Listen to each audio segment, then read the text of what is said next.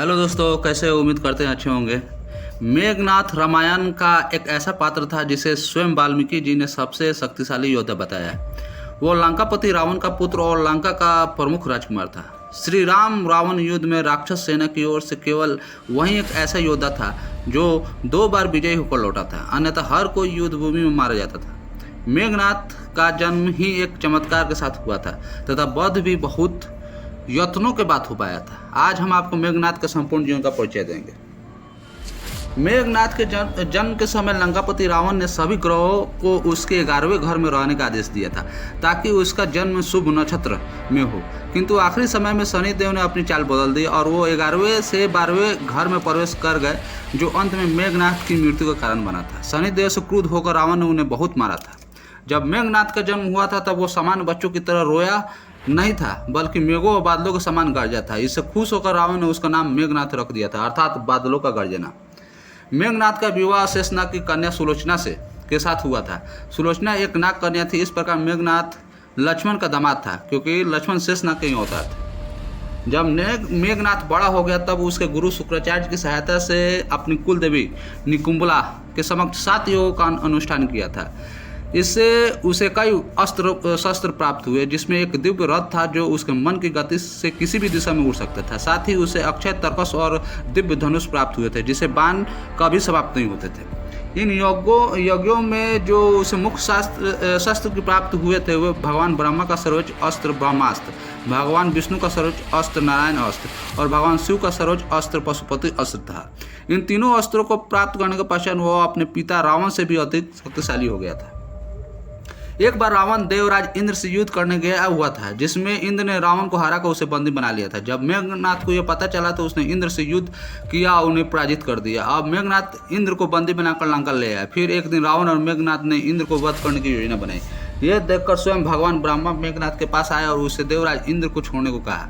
बदले में उन्होंने मेघनाथ को वरदान दिया कि किसी भी युद्ध में जाने से पहले यदि वो अपनी कुलदेवी निकुंबला का यज्ञ कर लेगा तो उसे युद्ध में उसे कोई भी पराजित नहीं कर पाएगा। किंतु साथ ही भगवान ब्रह्मा ने यह भी कहा कि जो कोई भी उसका यज्ञ बीच में विफल कर देगा उसी के हाथों उसकी मृत्यु होगी। साथ ही मेघनाथ की भक्ति और देवराज इंद्र के अहंकार को दूर करने के लिए भगवान ब्रह्मा ने मेघनाथ को इंद्रजीत की उपाधि दी, अर्थात जो इंद्र को भी जीत सकता था। मेघनाथ का पिता रावण स्त्रीलोलुप और अहंकारी था और इसी अहंकार में उसने एक दिन माता सीता का हरण कर लिया था। रावण के ज्यादातर संबंधी पत्नी, नाना इत्यादि ने उसे ऐसा न करने को कहा था, लेकिन मेघनाथ हमेशा अपने पिता के साथ था। एक दिन मेघनाथ को सूचना मिली कि अशोक वाटिका में एक बंदर ने उथल पुथल मचा दी है तथा उसने उसके छोटे भाई अक्षय कुमार को भी वध कर दिया है। यह सुनकर मेघनाथ अत्यधिक क्रोधित हो गया और अपने माता पिता की आज्ञा पाकर हनुमान से युद्ध करने गया। उसका हनुमान से भीषण युद्ध हुआ और अंत में उसने हनुमान पर ब्रह्मास्त्र चला दिया। वो हनुमान को बंदी बनाकर रावण के दरबार में लेकर आया। बाद में हनुमान लंका में आग लगाकर वापस चले गए, लेकिन कोई कुछ नहीं कर सका।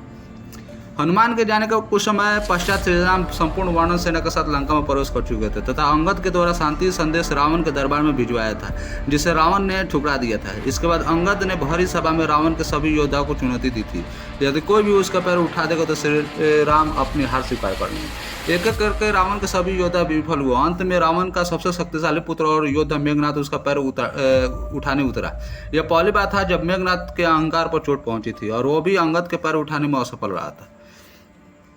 जब युद्ध में एक एक करके रावण के सभी योद्धा और भाई बंधु मारे गए तब अंतिम विकल्प के रूप में उसने मेघनाथ को भेजा। मेघनाथ ने युद्ध भूमि जाते ही चारों ओर हाहाकार मचा दिया तथा शत्रु सेना पर पहाड़ बनकर टूटा था। अंत में उसने श्री राम और लक्ष्मण पर नागपाश अस्त्र चला दिया, जिससे दोनों बंधकर मूर्छित हो गए और धीरे धीरे मृत्यु के मुख में समाने लगे। इसके बाद युद्ध रुक गया और वो मेघनाथ गर्जना करता हुआ वापस अपने महल में आ गया। रावण अपने पुत्र की जीत पर बहुत खुश हुआ था और उसे गले लगा लिया था।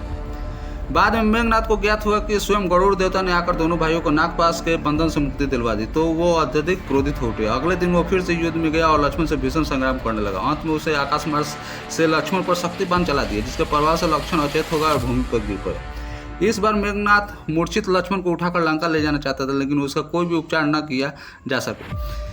मेघनाथ ने लक्ष्मण को उठाने की बहुत कोशिश की, लेकिन लक्ष्मण इतने भारी हो गए थे कि वो उसे उठे ही नहीं। इतने में वीर हनुमान आकर लक्ष्मण को अपने साथ लेकर चले गए। मेघनाथ विजयी होने की गर्जना करते हुए राजमहल आया, जहां उसका भव्य स्वागत हुआ। सुबह होते होते मेघनाथ को सूचना मिली कि श्री राम की सेना ने लंका के राजवेद सुसेन की सहायता से लक्ष्मण के प्राण बचा लिए। यह सुनकर मेघनाथ इतना क्रोधित हो गया कि वो अपने पिता की आज्ञा लेकर कुल देवी निकुंबला का यज्ञ करने निकल पड़ा। अब वो यज्ञ पूर्ण करके ही युद्ध भूमि में उतरना चाहता था। यज्ञ करने का स्थल लंका में गुप्त जगह पर था, जहाँ अपने सैनिक की विशिष्ट टुकड़े को लेकर गया था। जब वो यज्ञ कर रहा था तब अचानक श्री राम की सेना ने लक्ष्मण के नेतृत्व में यज्ञ स्थल की भूमि पर आक्रमण कर दिया तथा उसके सभी सैनिकों को वध कर दिया। मेघनाथ ने फिर भी यज्ञ करना जारी रखा और अंत में श्रीराम की सेना ने यज्ञ भूमि में आकर उसका यज्ञ असफल कर दिया। यह देखकर मेघनाथ अत्यंत क्रोधित हो गया और अपने रथ में बैठकर तेज गति से युद्ध भूमि के लिए निकल पड़ा। तीसरे दिन वो भी लक्ष्मण के सामने भीषण युद्ध कर रहा था। तब यज्ञ विफल होने से अत्यधिक क्रोधित भी था। इसी क्रोध में उसने अपने 3 बड़े अस्त्रों का प्रयोग करने का निर्णय लिया। उसने एक एक करके लक्ष्मण पर ब्रह्मास्त्र, नारायण और पशुपतु अस्त्र छोड़े, लेकिन वो लक्ष्मण को कुछ नहीं बिगाड़ पाए। मेघनाथ जानता था कि यह अस्त्र हमेशा सफल रहते हैं, लेकिन इनका भगवान शिव, आदि शक्ति, नारायण, ब्रह्मा, शेषनाग उनका अवतार पर कोई प्रभाव नहीं होता। जब उसने लक्ष्मण पर तीनों अस्त्र का कोई असर होते नहीं देखा तो उसे ज्ञान हुआ कि कोई सामान्य मनुष्य नहीं, अपितु भगवान का एक अवतार है। यह देखकर वो तुरंत युद्ध भूमि छोड़कर राजमहल में अपने पिता से मिलने गया। रामायण में सीधा उल्लेख है कि मेघनाथ एक पुत्र भक्त था तथा उसने रावण के हर कार्य में उसका साथ दिया था। जब रावण ने सीता का हरण किया था तो युद्ध में एक एक करके उसने सभी साथी मारे जाने लगे। तब सभी उसे समझाने का प्रयास करते जिससे रावण का भी साहस डगमगा जाता है, लेकिन मेघनाथ अंत तक रावण के साथ ढाल बनकर खड़ा रहा। लेकिन वो पहली बार था जब मेघनाथ ने माता सीता को लौटा देने की बात रावण से कही थी। वह तेज गति से रावण के पास पहुंचा और उसे सब घटना बताई। उसने रावण के सामने स्वीकार किया कि श्री राम कोई और नहीं अपितु नारायण का अवतार है और अब उसे माता सीता को उन्हें लौटा देना चाहिए। वो अपने पिता की भलाई चाहता था, लेकिन रावण ये सुनकर उसे धिक्कारने लगा और उसे कायर की संज्ञा दे दी। अपने पिता के इन कटु वचनों को सुनकर मेघनाथ बहुत निराश हो गया। उसने एक वीर की भांति युद्ध में मरना उचित समझा। उसे पता था कि वो नारायण से नहीं जीत सकता, इसीलिए आज युद्ध में उसकी मृत्यु निश्चित है। वह अपने माता पिता और पत्नी सुलोचना को अंतिम प्रणाम कर युद्ध भूमि के लिए